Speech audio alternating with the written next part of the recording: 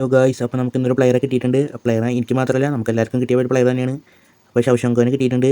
അപ്പോൾ ആളെ നമ്മൾ ട്രെയിൻ ചെയ്യാൻ പോകുന്നു. അപ്പോൾ ആൾക്ക് എത്ര പോകുന്നു നോക്കാം. ഒരു ഏകദേശം ഒരു 102 103 അത്ര കണ്ടാൽ തോന്നുന്നു. അപ്പോൾ നമുക്ക് ട്രെയിൻ ചെയ്ത് നോക്കാം. കൊടുക്കാൻ നമുക്ക് എത്ര ഉണ്ടാവും നോക്കട്ടെ.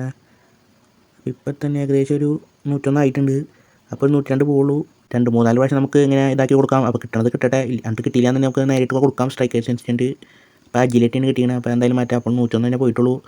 ഇപ്രാവശ്യം നമുക്ക് ക്രിയേറ്റീവ് ബ്രേക്ക് ത്രൂ ആണ് കിട്ടിയിരിക്കുന്നത്. അതും മാറ്റണം. Free kick. അപ്പോൾ ഇതിൽ ചിലപ്പോൾ കൂടാനുള്ള സാധ്യത ഫിനിഷിങ്ങും ഇതൊക്കെ ഉണ്ട്. നോക്കട്ടെ. ഇല്ല ഗായ്സ്, ഇത് 101 തന്നെ ആയിട്ടുള്ളൂ. അപ്പോൾ എന്തായാലും നമുക്കിനി മറ്റേ നേരിട്ട് കൊടുക്കാം.